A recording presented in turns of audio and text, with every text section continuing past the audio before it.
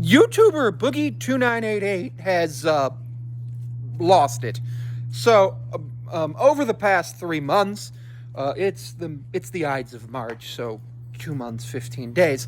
Boogie298's been involved in multiple situations that I would consider to be once in a lifetime, if not rare, nay, freak occurrences that happen in someone's life.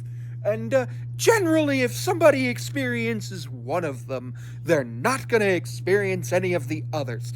So, the first situation was apparently a shaman came to his house and he charged Boogie $10,000 for a 3-day class on weight loss and working out, which just like, why? First of all, why do you need a shaman for that? Second of all, where do you get a shaman for that? I don't want the answer to that question. If you know the answer to where to get a shaman, just get your own shaman. I don't need a shaman. I've got a doctor. Then the shaman apparently assaulted his 15-year-old dog, so Boogie removes him from the house. But in the meanwhile, Boogie agreed to sell the shaman his magic cards for $100,000, which would mean that the transaction value would be plus $100,000 in value of magic cards to the shaman, plus $90,000 in cash to Boogie2988. Well, that didn't happen. There's a whole bunch of stealing back and forth, Boogie and the shaman and everything. Now, I don't know if the shaman has $100,000. That doesn't matter. But generally, if you're going to make a $100,000 transaction, you want to get, like, lawyers and notaries involved. So that way if, something happens, you can go to court. But apparently Boogie just signed a contract, and the shaman signed the contract in blood. Okay, cool, whatever. You know what? That's something that I can... Those two things are kind of par for the course for Boogie2988. Then Boogie goes and to Cleveland with Mike Klum to make a documentary with, I ain't gonna say who he is, but before he got famous for the other thing, he made videos screaming about the Eagles. So I think you know who I'm talking about. And there's this picture of him. They had like $250 worth of McDonald's, whatever. So cool. That happens, but while that's happening, the shaman goes to Boogie2988's house, throws... I don't even know what it kind of looked like this, but like a smaller metal piece off like your water meter or your electric meter thing. Throws that through the streaming room window. Boogie's not home, obviously. He's in Ohio. And then the shaman goes and paints some derogatory words on Boogie's garage and Boogie's roommate's car. Which...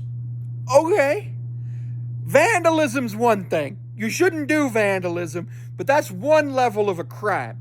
Then, technically, because the shaman went on multiple podcasts and interviews and admitted that his intention was to kill Boogie with the thing that he threw. Attempted murder is a totally different level of crime. Now, technically, I don't think it would rise to the level of attempted murder, but I'm not a lawyer. But it does definitely sound like the shaman wanted to kill Boogie. Which, like, no, that's not okay. And, like, how you get a shaman who wants to kill you, I don't understand. Oh, and on top of that, it turns out that the guy, Mike Klum, who did the Boogie documentary, his cameraman stole $280 from the shaman.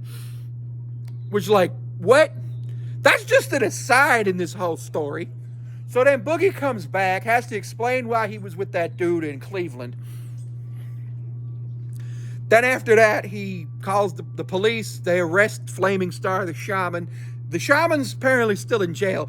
But in the time between when the shaman went to jail, or when the shaman did the crime and went to jail, He went on a couple of podcasts, including getting an interview with Keemstar,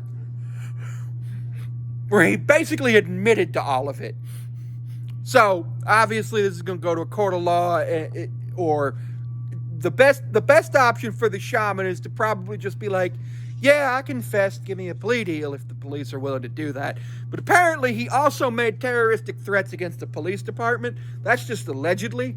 I don't know if he got arrested for that, but generally you shouldn't do that.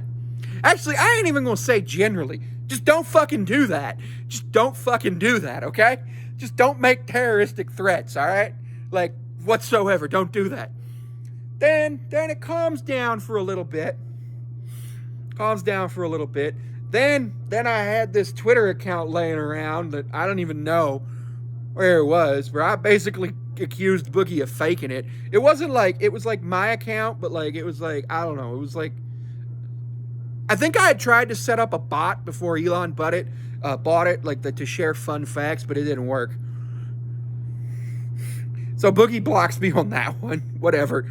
But then I've seen him on the regular Twitter, my main Twitter, and friggin' Boogie, over the last couple days, has been on a rant about forced diversity in video games. Now, I don't know what forced diversity means. Does he mean women playing baseball in MLB The Show? Because that's diversity in a video game, and I actually think it's cool.